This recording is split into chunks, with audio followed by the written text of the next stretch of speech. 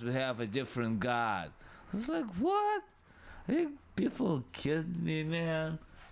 It's like, why don't we just, all the guys get together with all the girls and have a whole bunch of babies, and hey, and be happy. So,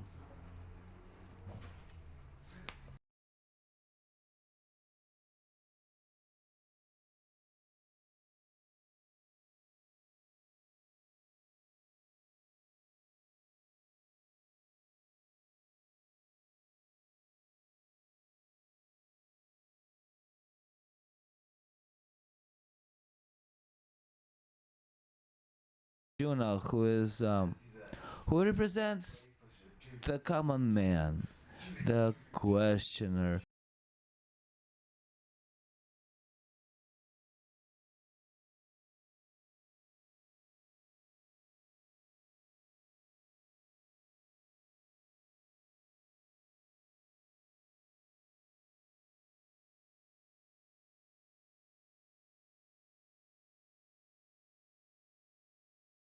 I'll have to wait with the book. Um, Represent, say who you are. Well, I'm Javante, Kid Genius, the Beat Junkie. Yeah, boy. Yeah. So what's on the agenda for today?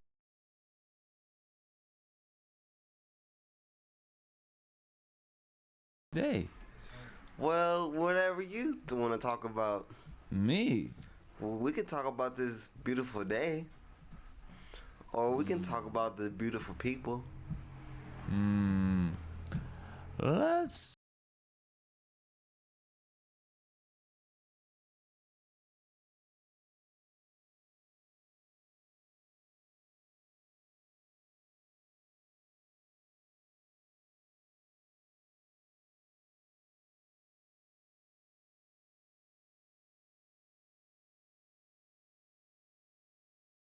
Closer and closer, then it's time to break. Little bunnies. Shy Never give bunnies. up. Huh? Shy bunnies. Yeah. Bunnies Scary are shy. bunnies. Scary bunnies? Scary bunnies. I never met a scary bunny because a bunny is always a good bunny. No, like scared bunnies, like scary cat. Yeah. Scary bunnies. What do they say? Scary cat.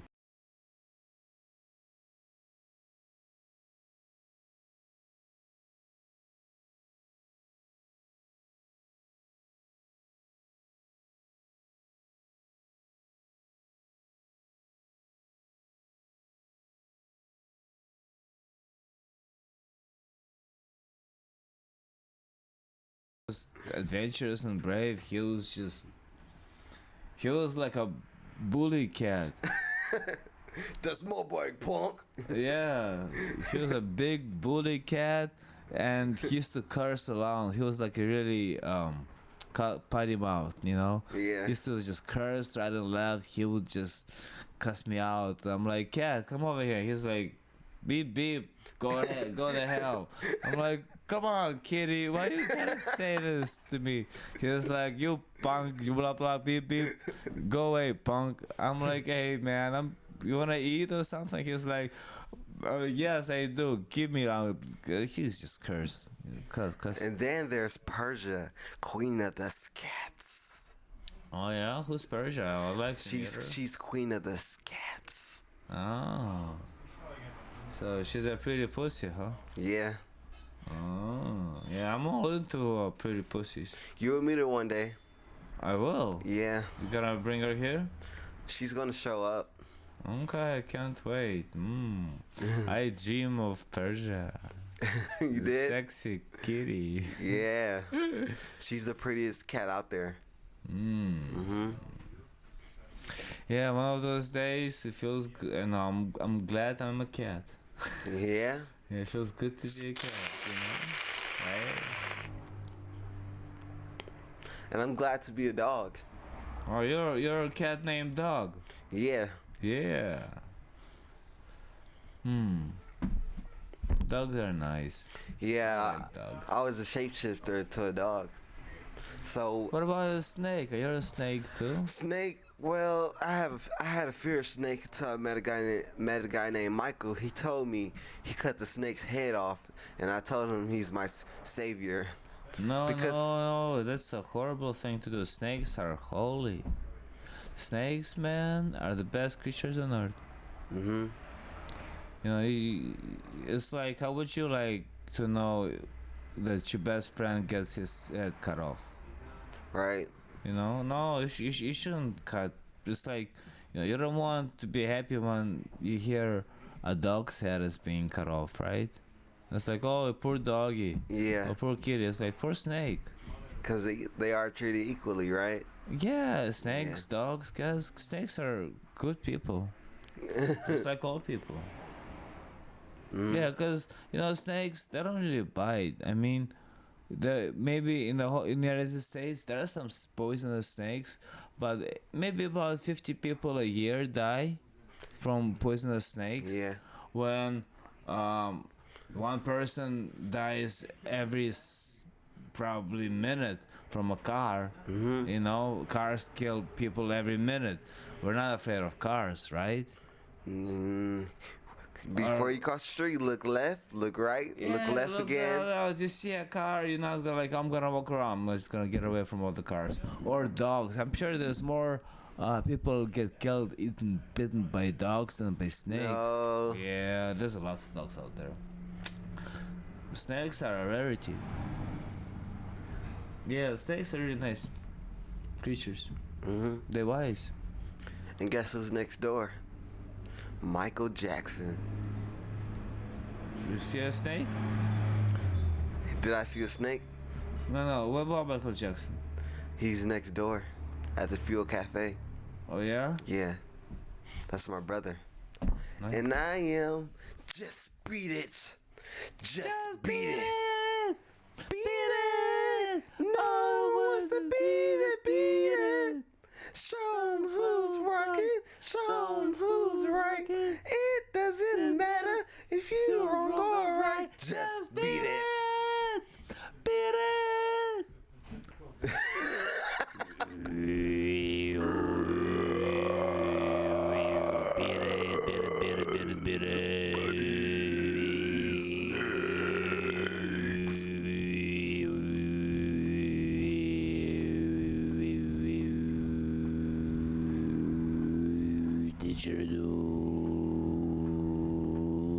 Singing for you. That's a nice talent you got. I suppose. I can do this for 1 minute. When you do I that- time that when you- myself. When you do that, it tells you what kind of day it is outside. I don't know. What kind of day is it outside? It's a beautiful day. Hey, DJ J, hook me up with some people, man. Can you go up there and bring some people up here? You bring some people up here? Yeah, you're a regular, but I always like meeting new people. You want me to get my laptop? No, don't give them no laptop. Just, bring people up here. I mean, there's people all over. Yeah, okay. Well, Like, today is a good day to walk past the Fuel Cafe in the River West Video Store, and you enter and there's a collection of movies, all the good movies. They have Rush Hour 2. That's a good movie. They have centipedes, spiders, scorpion, snake. Hey. Yeah, I'm serious, man. Hook me up with some people. Can you go find some people so I can talk to them? Please? Yeah. Otherwise, I'll go look for somebody myself, and then I'll leave you the show. You wanna take care of my show? Hey, alien. No, don't get people who are working here. He not working here. Who? Alien. I can't see him. He's on the phone. If he's on the phone, then he's working here, no? Yeah. There you go. Come on now. Okay. So I'm gonna read this book, okay? Okay. Um, this is a really book, important book. So I started reading it, then it came over. What is it about? It's about war. It's about war. And Jesus was a Viking. No, not Jesus here. Here, Jesus is called Krishna. You know, Jesus here changed his name to Krishna. And like one of the disciples, like John, is here. He changed his name to Arjuna. Go figure. People like changing appearances, I guess. Mm-hmm. So Arjuna, he says this: men who ignore the ways of tradition but sacrifice in full faith Krishna. What quality of nature is basic in them? Lucidity, passion, or dark inertia? Here, Arjuna um, has a really good question because he says that this whole context, the whole this talk is Krishna teaching Arjuna on how to be a better person, how to serve God, and here actually the best way to serve God is to realize that one is in God and God is in one, and so basically to see God within oneself and to act accordingly. That's the whole premise behind these teachings, because it all started when there's a war going on and there's a materialistic cousin of Arjuna who wants to take Arjuna's land, and Arjuna is like, oh, I don't want to go fighting my kinfolk, lots of people gonna die, I don't want to go around killing people, I'm a peaceful loving guy. What I want to go around and cause all this chaos and make people cry and kill my teachers and kin and all this stuff. And Krishna, he's like, you know what, my friend, you gotta fight, man, because this is your duty. And the man's job is to do his duty, and you're a king, you gotta defend your people, you gotta stand up for what's right. You can't just sit there and not do anything and be a bystander. You gotta act, because this is a duty, this is what you gotta do. And then he goes on and talking about soul, and that people's soul is not their bodies and soul is immortal. It just goes on living from one life into the next, and bad people go to hell and good people go to heaven, and sometimes they become animals too, and sometimes they just return to earth. Like the whole reincarnation thing. You go where your mind is. If your mind is angry when you die, you kind of go to an angry place. Your mind is really well-wishing when you die. You go to a very well place. If your mind is rather ordinary and you like life and you're a decent person, you come back as a person. Or if you were, let's say, acting like a pig, like to eat a lot of food, or didn't care about other people, took other people's food for yourself, kind of greedy. Not too evil, but, kind of like greedy and selfish. You could be returned as a pig, And if you're a very good pig and if you're a nice pig, you can come back as a man. But if you're a bad pig, you can come back as maybe, another pig. You can get stuck as a pig for, a million years or something like that, or 100,000 years. And then you get stuck on stupid. Because apparently Krishna says that our essence is without end. It just goes on and on and on and on. But it is possible to actually free oneself from this cycle of birth and death by realizing the divine within. So a lot of this book is all about these teachings on how to see the divine within, and this basically is not by looking outside of self but looking within, but also seeing outside as within, because as outside as is within, macrocosm, microcosm. So here Arjuna, he's talking about all the people who don't really care about the traditions, but they do care about uh, they care about getting something. So they respect certain traditions, but don't respect main traditions. So they acknowledge God, but they do it their own way, not how it's traditionally thought the right way to act. So they're like the free thinkers, people who uh, don't follow the established order. And what Arjuna wants to know is, these people, are they passionate, or are they really clear, like really down to earth people, or they really desire some people, or they're just kind of evil people, or there's something wrong with them.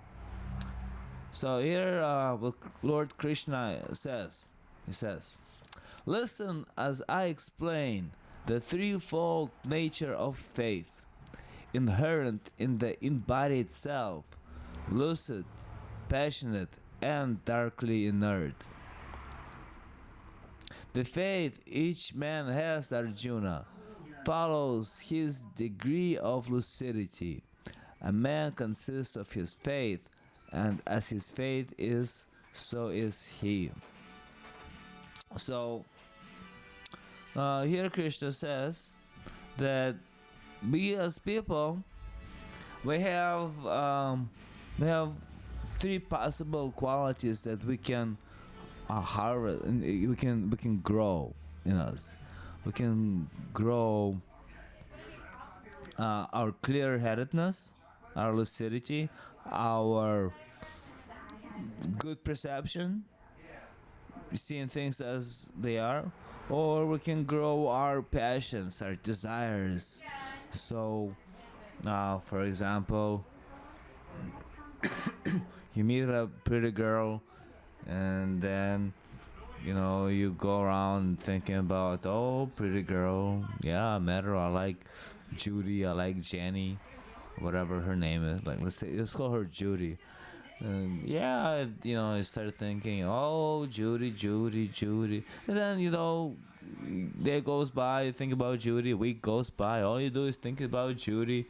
You don't care about ordinary, all you just think about Judy. Which is nothing wrong with that. It's just really passionate, and it's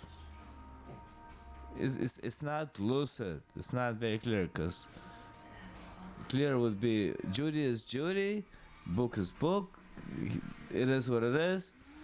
But desire sound would be book, Judy, Judy, book, Judy, Judy, car, Judy, Judy. No, it's always, how our thoughts when we want something, or we have really strong feelings about something, they always come back. It can be also dark inertia. Up here is the third quality, darkly intent, and that's like evil desires. It's demonic stuff like, you're walking around, you want to hit somebody. It's kind of weird, it's kind of like dark things. Where did that come from? I don't know. Some people, I guess they get it, like Jeffrey Dahmer, for example. He wanted to eat people, and then so he did eat people, and a lot of his life consisted about how to go by eating people and get away with it. That's what his life was. So he was a dark demonic being. But most of us are somewhere lingering, I think, between being lucid and being passionate. Sometimes we're quite level-headed, but sometimes our passions, our desires, they cloud our minds a little bit, and there's nothing wrong with that. But if you want to reach the divine, reach it, not just know about it, reach it. You gotta discard. You gotta discard all of those. Actually, you gotta even discard the lucidity, because no matter how clear and good lucid is, it's still a worldly lucidity, and the divinity is something otherworldly. It's something that is unknown. So you gotta drop all of that. You gotta drop the mind, what you know with the mind, and go into the mystery. So then Krishna says that uh, as people, we have certain faith.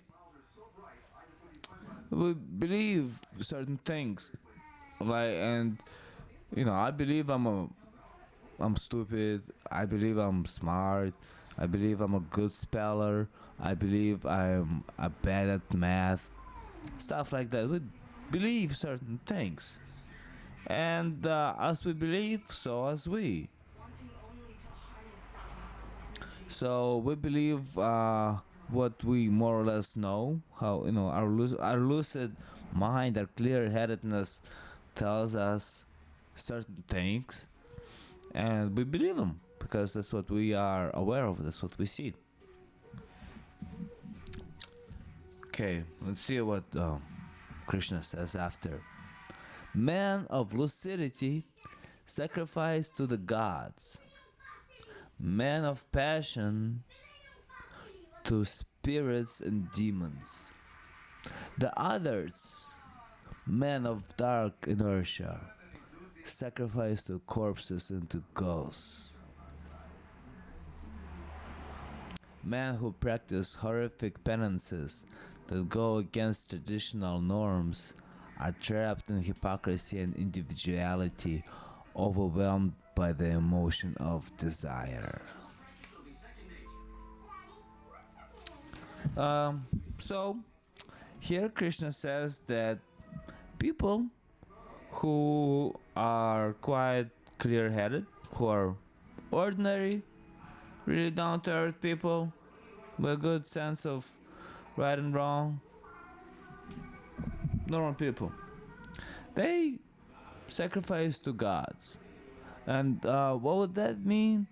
Is it can from a certain context, it can mean that people go to a temple and they put up a candle to God and they ask for good things.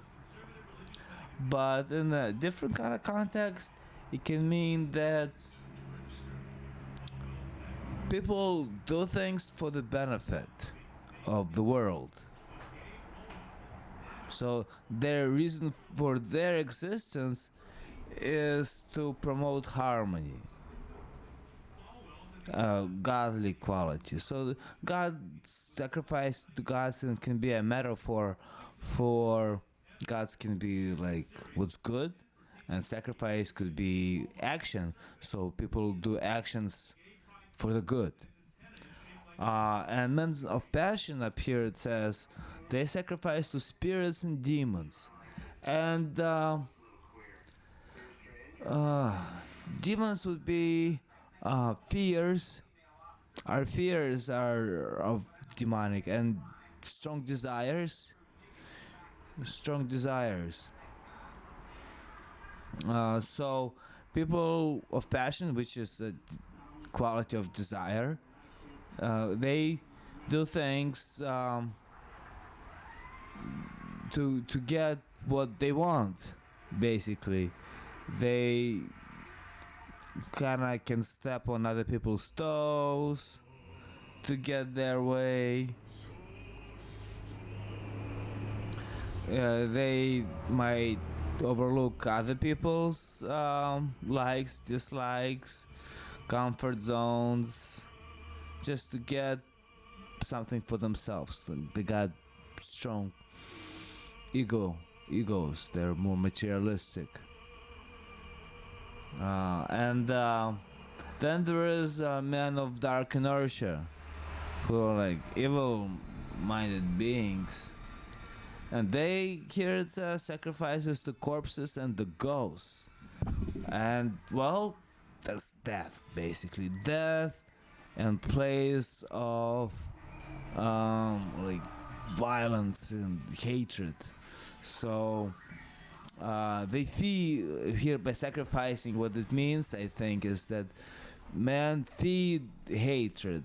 So it's like the neo-Nazi groups, certain like clerks of crazy Islam. They do sacrifices to these corpses and ghosts. They feed people hatred so they can go around and killing people. Like the George Bush, for example, went and started this Iraq war. That's a big sacrifice to the demon, not for the demons, to the corpses and the ghosts.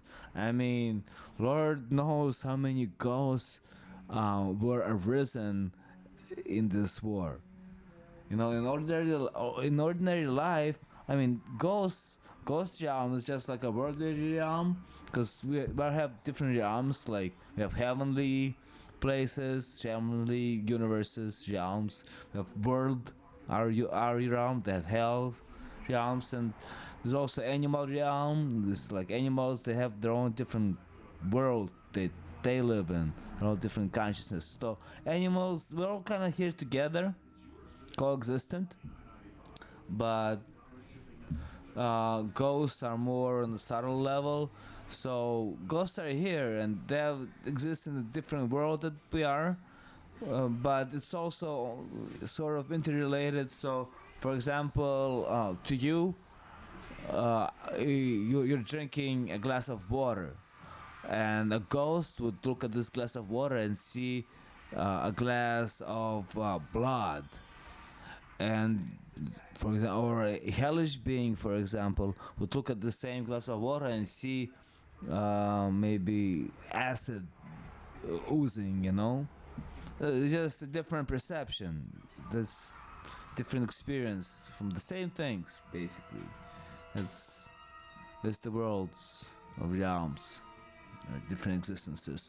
So usually, hey Rabbi, usually we don't have that many ghosts arisen in ordinary world, because ghosts would come by if people had a lot of hatred, and or they were killed and in a state of confusion, and they had a lot of things that they want to do, or,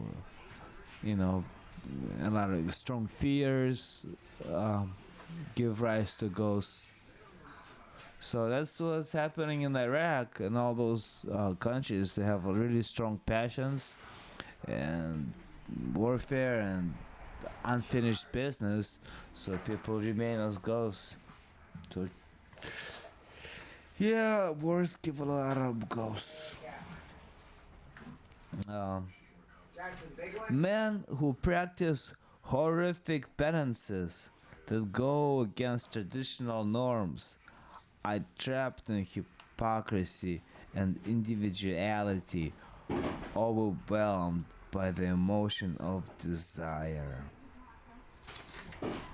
Without reason, they torment the elements composing their bodies, and they torment me with them. Know them to have demonic resolve. So, yeah, here Krishna talks about these ugly people who just want to do bad, do want to do evil, who start wars, who tell lies, who teach hate, and by they do it by fueling people's desires, and they're just doing evil harm to themselves and others. And Krishna was like, let's just say, a god, like the god, according to this book, or just say personality of God. Of God. Oh, Rabbi, is that for me? That's the aloe vera. Oh, it's beautiful. Rabbi just hooked me up with aloe vera. It's a beautiful green plant. And when you get burned or cut, that's what you lose. Huh? When you get burned or cut, you cut off a piece and you put it on where you put Oh, it. nice. Yeah. And then they take grape juice and some other stuff, and aloe vera juice, they grind Gr- it up. grape And juice? it's good for your insides, it cleanses you. Oh, nice.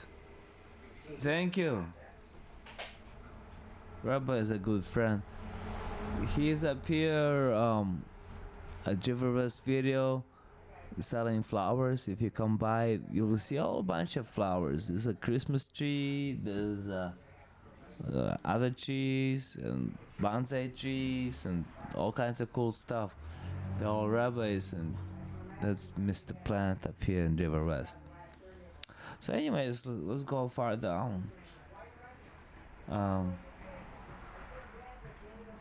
So these people, they don't, Krishna, they don't like him. He says, man, these people that are there, they have like free will, but I don't have to like them, man. They cause me unhappiness.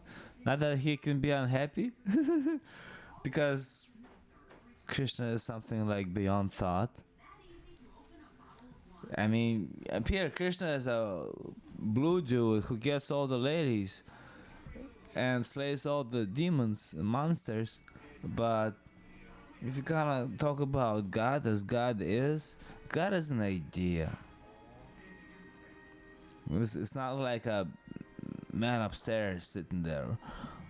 And it can't be there because this idea is beyond idea, is idea of ideas. That's a little bit transcendent of all thought, and it can be we can have thoughts with about certain things, or we have thoughts about certain feelings. We can have thoughts about without form. It can be just a thought, just not have a form, abstract thought. Anyways, Alberto, food is also of oh shoot my friend, excuse me, would you mind picking up that tree that fell? See, the tree fell? Yeah, thanks. If you could put it up where it's pointing. Yeah. Yeah. Or you could just leave it here and I'll make it better. Yeah. Rabbi put up tree on top of the shelf and it fell. So we have to fix it up. Anyways, I'm just reading this verse. Food is also of three kinds. So please, each type of taste, sacrifice, penance, and charity, likewise divide in three ways. So, here Krishna says that there's three kinds of food, and sacrifice, penance, and charity also. There are three kinds of each, I guess. Foods that please lucid man are savory, smooth, firm, and rich. They promote long life, lucidity, strength, health, pleasure, and delight. Passionate men crave foods that are bitter, sour, salty, hot, pungent, harsh, and burning, causing pain, grief, and sickness. The food that pleases men of dark inertia is stale, unsavory, putrid, and spoiled, living unfit for sacrifice. Honestly, man, I'm like, I don't know about that, because from what I know, people who got all this dark inertia, people who are like do a lot of evil, they like tasty food. Like, I don't know who doesn't. But anyways, here Krishna says that people who have clear-headed, clear-headed people, good head on their shoulders. They like good, healthy food that's rich in nutrients and vitamins, and it's healthy and delightful. And people who are really passionate, who really desire some, who are like to be stuck on certain ideas, stuck on stupid people who are stuck on their desires. They like food with a lot of raw flavor, like bitter food and sour and salty, and hot, and ugly people, they like stale food that's spoiled and no good. But to tell you the truth, man, I think that's kind of crazy talk, cause I don't know nobody that like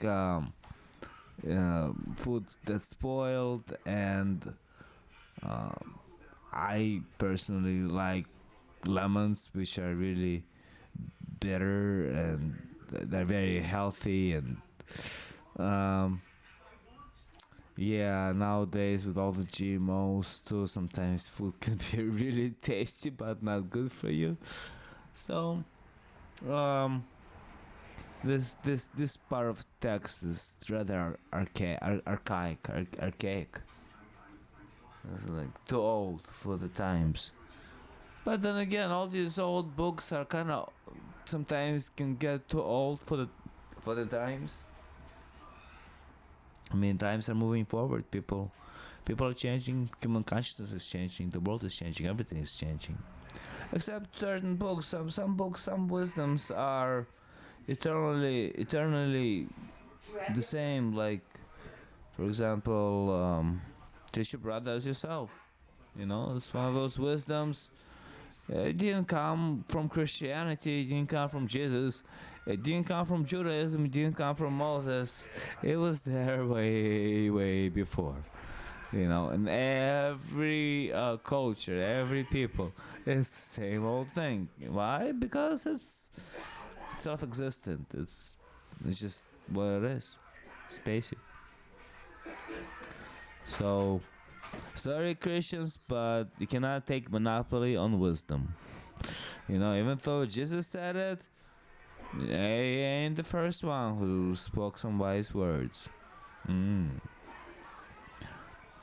Now, one of the in book of the Ecclesiastes in the Bible, it says nothing new under the sun, and really, there really isn't. It's nothing new. Everything that's being spoken, all the thoughts that be, somebody thought of them beforehand, and they might have not been in these specific words, but the idea, it is what it is. It's like before there was Buddha, and Buddha was 2,500 years ago, 2,600 years ago. Before there was Buddha, there was a different Buddha, like 18,000 years ago. And before that Buddha, there was a different Buddha.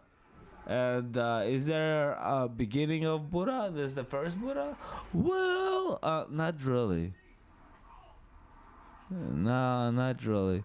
But we say that, yeah, there is a primordial Buddha, which is a Buddha that's kind of like outside of time.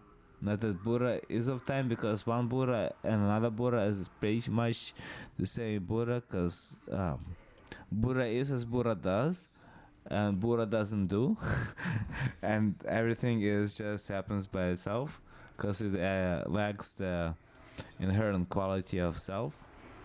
Oh, it's like I am this or I am that, because it's more like I am not this and I am not that. But what am I? And it's like, it's outside of thinking. So, anyways, let's go on with the book. The food that, yeah, really, that food. Okay. A sacrifice is offered with lucidity, when the norms are kept and the mind is focused on the sacrificial act without craving for its fruit. Huh? I'll read it again. A sacrifice is offered with lucidity, with the norms are kept and the mind is focused on the sacrificial act without caring for its fruit. But a sacrifice is offered with passion, Arjuna, when it is focused on the fruit and hypocrisy is at play. A sacrifice is governed by dark inertia when it violates the norms, empty of faith, admitting the ritual offering of food and chants and gifts. Um, okay, so when people do deeds because it's the right thing to do and they're not necessarily attached to the result of their actions, that's that's a very normal and right and wise thing to do. And Krishna says that kind of lucid mind, they do it.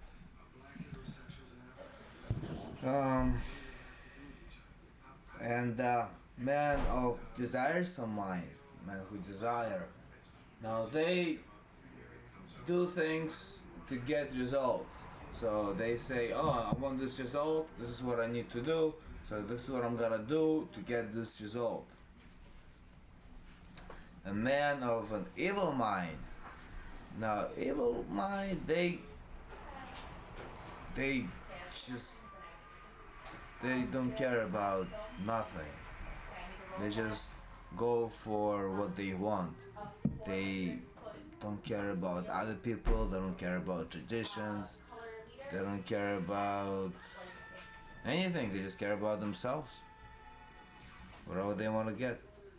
But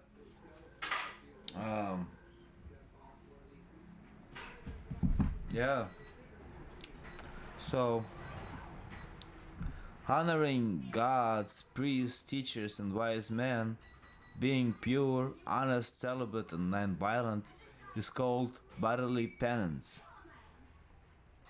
Speaking truth without offense, giving comfort, and reciting sacred lore is called verbal penance. Mental serenity, kindness, silence, self-restraint, and purity of being is called mental penance. The threefold penance is lucid when men of discipline perform it with deep faith without craving for reward. So here we're talking about what men of good mind, of good will, good men do in order to do good things, because they're good people and good people do good deeds. So here we get to hear what these good deeds are. And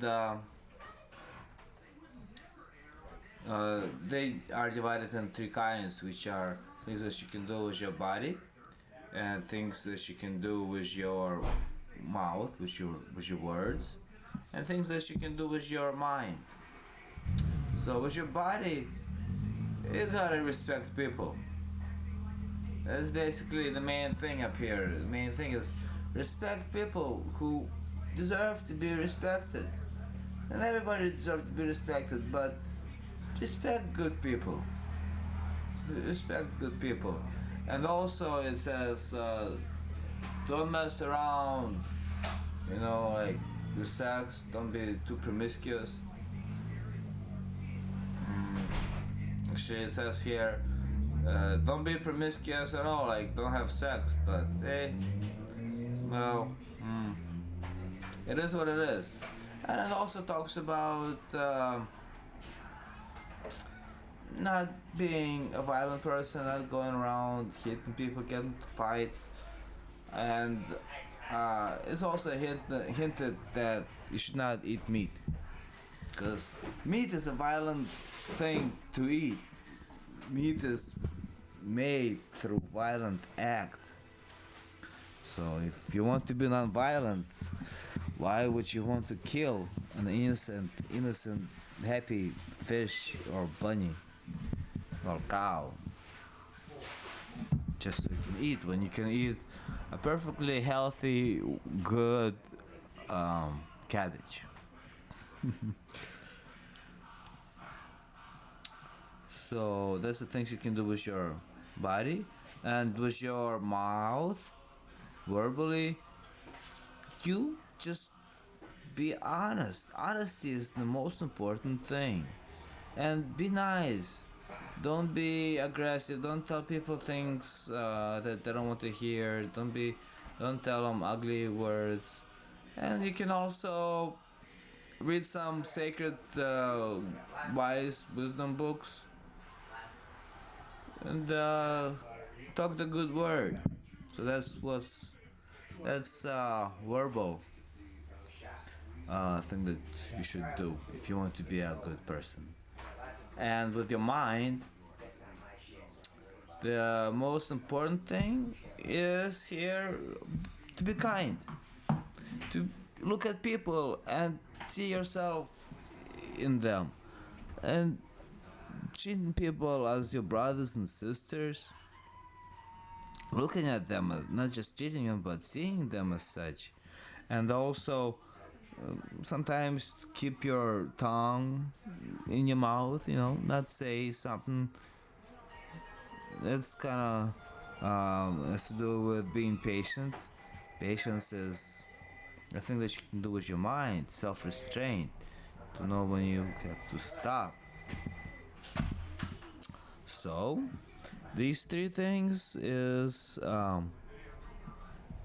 to be performed not because you want to get something out of it, just you do it because that's who you are. You're a good person. That's what good people do. Not You don't do it to get something out of it. You're not being honest so you can go to heaven. You're being honest because, well, that's what's good. It's good to be honest. It's normal. Lying is not normal. I better be honest if I want to go to heaven. That's also, you can't trick God. God doesn't really have a preference. Karma knows all. What you sow, you reap. Um, so, wavering and unstable. Performed with hypocrisy to gain respect, honor, and worship, that penance is called passionate. So when you're doing things like I was talking about a minute ago, when you do things to get things, like I I really hate that person, but I'm not gonna hate that person because I don't want to go to heaven. I mean, cause I don't want to go to hell. Or um, I I'm gonna go up here and I'm gonna perform all this ritual and put this pretty hat on, put this robe on. I'm gonna go in front of million people and say that I am the main burrito and anybody can only I communicate through God and everybody has to come through me to go to God and place yourself into a city and get a lot of money from people because you're supposed to be like a godly person. That's kind of hypocritical. And people who do it are really passionate. They do it out of their greed and ego, not because that's who they are. And performed with deluded perception, self mortification, or sadism, such penance has dark inertia. So, when you do things with really a lot of violence and really try to count people out. Not even just because you want to get things, because obviously because you want to get some things, but when you don't even know why you're doing it, and you're just causing mischief and horror and pain to yourself and others. Kind of like Hitler, like Hitler. He caused a lot of pain to everybody around him, and then he himself was on drugs all the time because he couldn't stand himself either, and he was just crazy. So that person has dark inertia of demonic quality.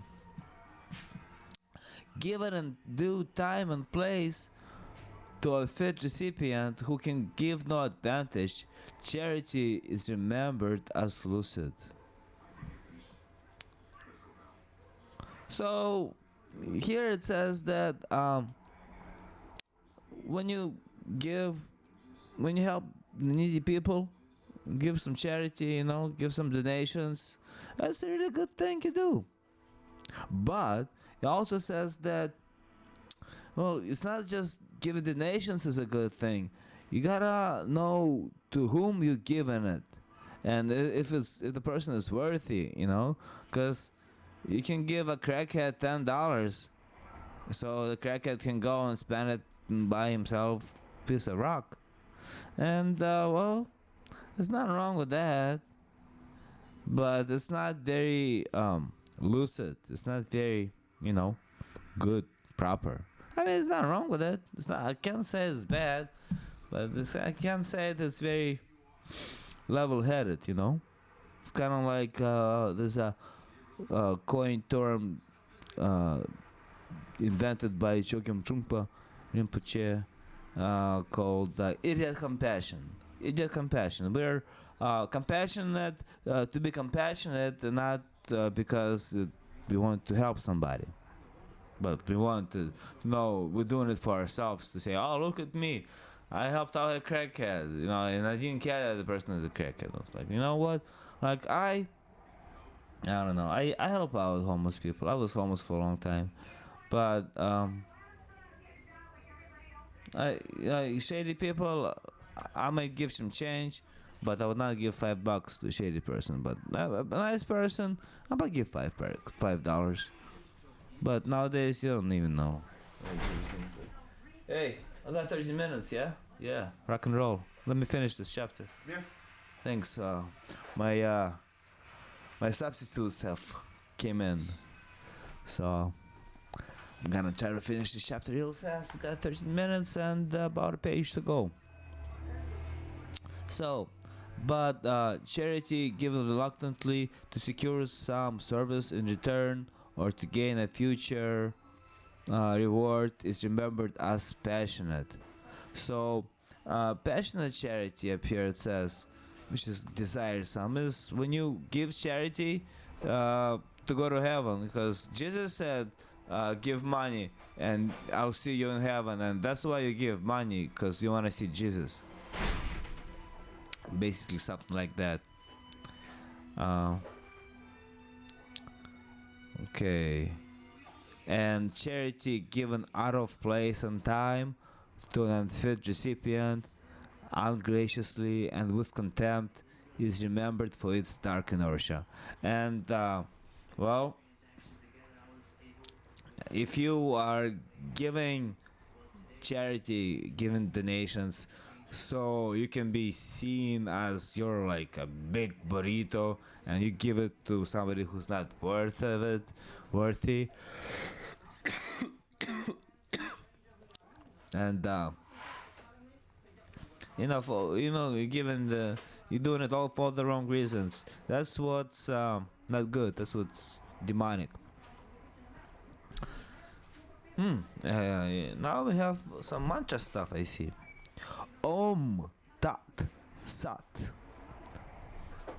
which is translated as, this is the real.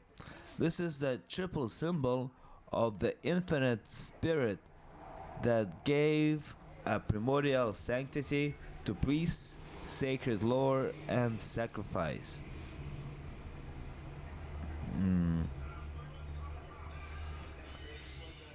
So Om Tat Sat. I guess he just jumped into this mantra saying, Om Tat Sat. This is the real, and I guess these are the words which are used for holy things, spiritual things. And here we have, I think, explanation of what they mean. Om, knowers of the infinite spirit, chanted as they perform acts of sacrifice, charity, and penance prescribed by tradition. So, Om is like a sound that the universe makes. Om is basically a sound, a symbol that represents everything that's there. It's this universe, this existence is Om. But here it says that Om is the sound for the people who know the egolessness of the mind. And next verse, Tat. Men who crave freedom utter it as they perform acts of sacrifice, charity, and penance without concern for reward. And Tat is a sound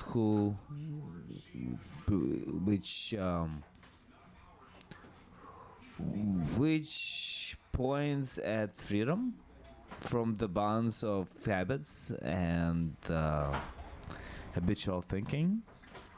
And Sat, it means what is real and what is good. Arjuna. The word Sat is also used when an action merits praise.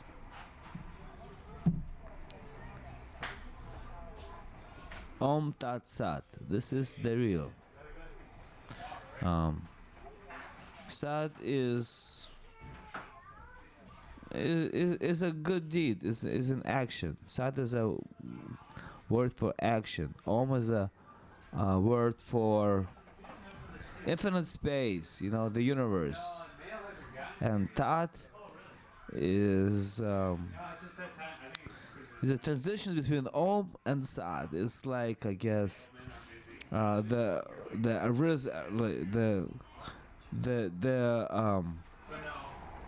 reason for the action.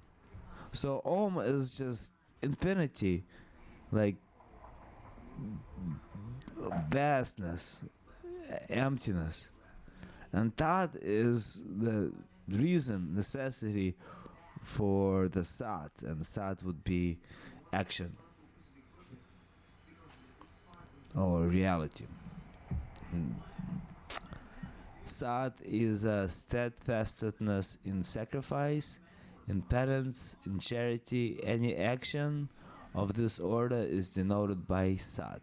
Well, Sat actually is not just action. I guess it means here a good action, a positive action. So this mantra Om Tat Sat, it would be used for the good. You know, when you're doing something good, when you're doing something positive, I guess it's good to have this Om Tat Sat in your mind, this awareness of Om Tat Sat. So this is what's real. Because when you're being not very honest, when you're being hypocritical, it's not Om Tat Sat, because, well, we know that hypocrisy is not necessarily honesty. So honest action is Om Tat Sat. Dishonest action is not. That is the real.